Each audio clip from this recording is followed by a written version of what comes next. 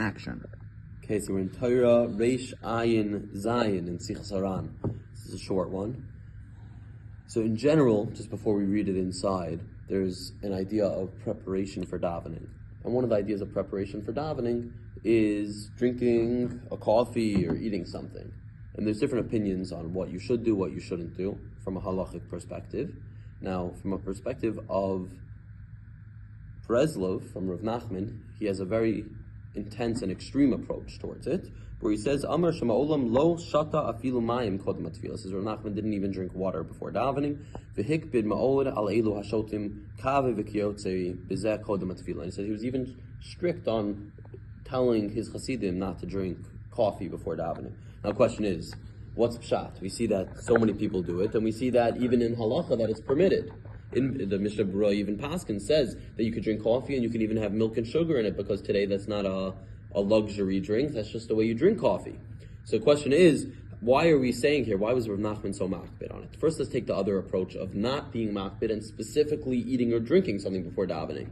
So there's a story, and this is the approach specifically through the world of Lubavitch as well as some other places, where the famous line goes that it's better to eat so that you can daven than daven so that you can eat. Meaning, if I drink a coffee and then I'm able to come to davening with clarity, and I'm able to come to davening from a place of being settled, that's a lot better than the entire time I'm in davening, I'm thinking about the coffee or the breakfast that's waiting for me, right? You have this sometimes Friday night, Chaver just like thinking about chicken soup, right? They're sitting there, and like instead of davening, like they're looking at the clock, okay, so have a little toyameh, I have a little something to eat, and forget about your chicken soup for a few minutes, right? That's maybe the approach more from the Lubavitch Rebbe.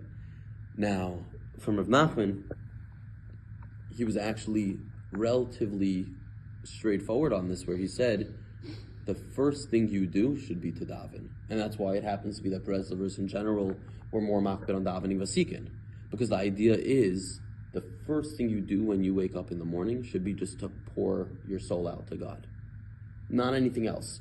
And let's take a minute from a place where it comes naturally. Now imagine if you wake up in a way where the first thing when you wake up in the morning and you're like, I just want to, all these feelings, all of these emotions, all of these ideas, everything that I'm going to experience and do throughout the day, I just want to put to you, Hashem, and I want to talk to you about it.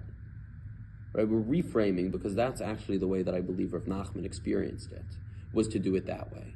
As opposed to, I really want to drink this coffee and I'm not going to let myself. That's not what Rav Nachman went through. What Rav Nachman went through was, I woke up in the morning and I just want to pour my soul out to God. And there's something beautiful to that. There's something more than beautiful. There's something that is, I think, the natural way that we're meant to be. That we wake up in the morning and it's just, I just want to give everything to Hashem. Now, if we're in a place where that's not natural to us, then drink your coffee. Then drink your coffee and don't spend your whole morning thinking about, when am I going to be finished with davening and looking at the clock that the chazan went an extra 30 seconds, right?